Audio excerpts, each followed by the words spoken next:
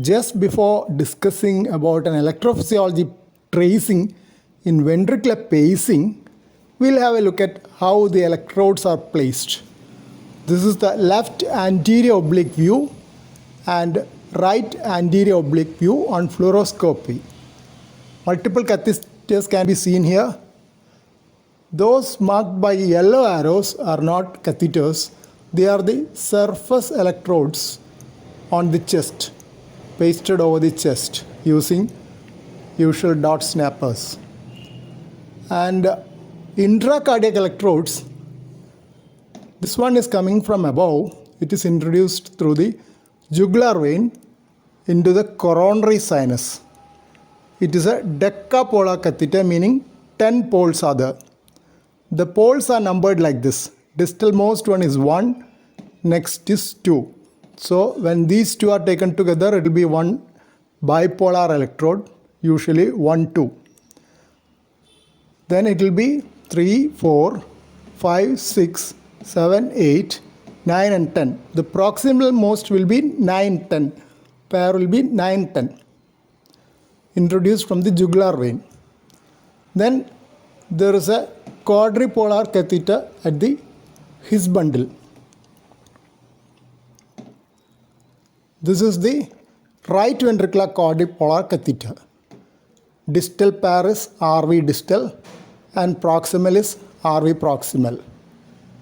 This is another view of the same catheter, decapolar catheter in coronary sinus. Quadripolar in his bundle region.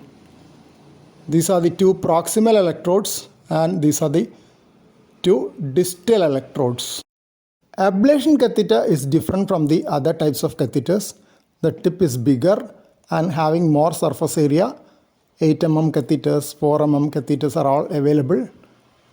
These are smaller. They are meant to record the intracardiac electrical activity, while this is meant for delivering high power, maybe 50 watts of radiofrequency current into the heart to produce a tiny burn to abolish the lesion. So this has to have a bigger surface area. That is the difference you can see. These are diagnostic catheters. This is an ablation catheter.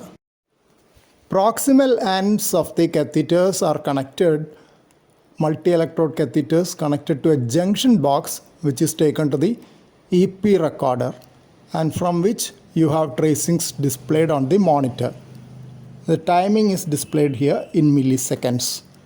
The speed of sweep of the tracing is much higher than in conventional ECG, which is only at 25 millimeters per second. This could be 200 millimeters per second, fast tracing, so that all the complexes will be wider. This is a normal narrow QRS which also appears wide because of the fast sweep speed. These are some surface electrodes which have been taken into this monitor screen, one AVF, V1, V6. And these are the coronary sinus, CS proximal to distal. And this is his distal, his proximal. This is right ventricular, which appears to be not connected here as there is no recording seen over here.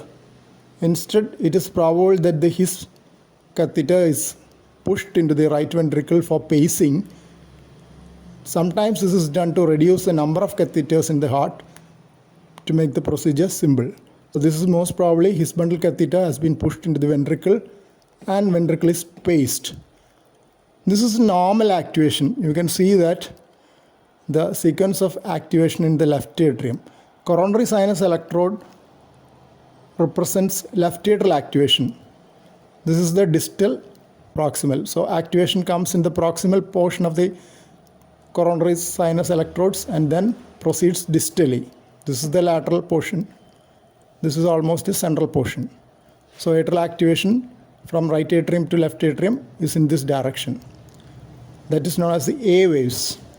And these are the V waves in his in intracardiac electrogram representing the ventricular tracing. This is normal, narrow QRS.